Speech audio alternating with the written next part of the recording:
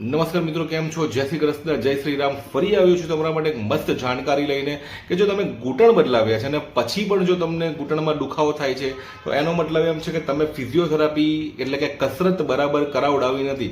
કારણ કે જ્યારે તમારો ઘૂંટણ બદલે છે ત્યારે અંદર ઘસાયેલું જે હાડકું હોય છે ફક્ત એને બદલવામાં આવે છે, એની જગ્યાએ નવો સાંધો ઇમ્પ્લાન્ટ નાખવામાં આવે છે.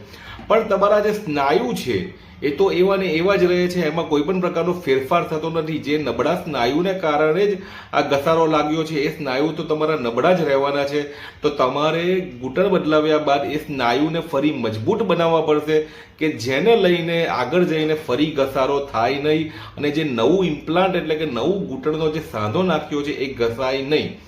એટલે તમારે ફિઝિયોથેરાપી એટલે કે કસરત ઘૂંટણ બદલાવ્યા બાદ કરાવવી પડશે, જેથી તમારા વિખાયેલા સ્નાયુઓનું બેલેન્સિંગ આવશે, તમને ચાલવાની એક નવી પ્રેક્ટિસ પડશે અને તમારા સ્નાયુઓ મજબૂત થશે ને તો તમને ફરી એ સાંધાનો ઘસારો આવવાનો ચાન્સ રહેશે નહીં. આથી ફિઝિયોથેરાપી કરાવવી ખૂબ જ આવશ્યક છે ઘૂંટણ બદલાવ્યા બાદ.